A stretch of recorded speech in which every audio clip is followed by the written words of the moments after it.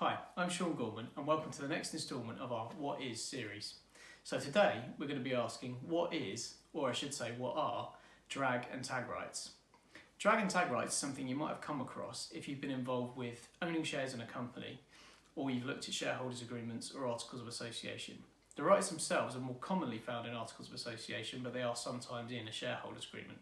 But what actually are they and what do they do? Let's start with drag rights. So let's say that I own 90% of a company and that I have a co-shareholder who owns 10% of the company.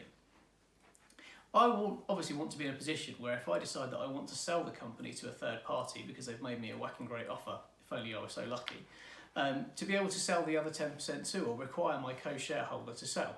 Because if I want to sell, it's most likely that my buyer doesn't want to buy just 90%, they want to buy the whole company.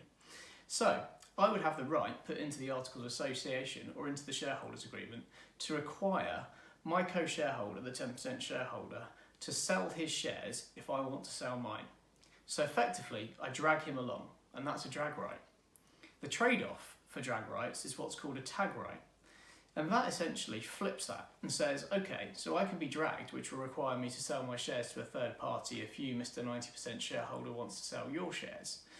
But if you want to sell your shares and you get an offer from the third party, then you cannot sell your shares without first requiring that third party buyer to buy my 10% of shares as well.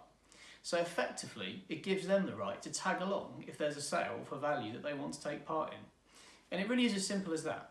Effectively, you can drag the 10% shareholder if you're the 90% shareholder, and by the way, it doesn't matter what the percentages are, that's irrelevant. It's the rights that make the difference. But ultimately, it's the ability to drag another shareholder along to join in a sale, or the right to be able to tag along if another shareholder is selling, usually the majority of their shares in the company. And that's it. Drag and tag. Simple as that.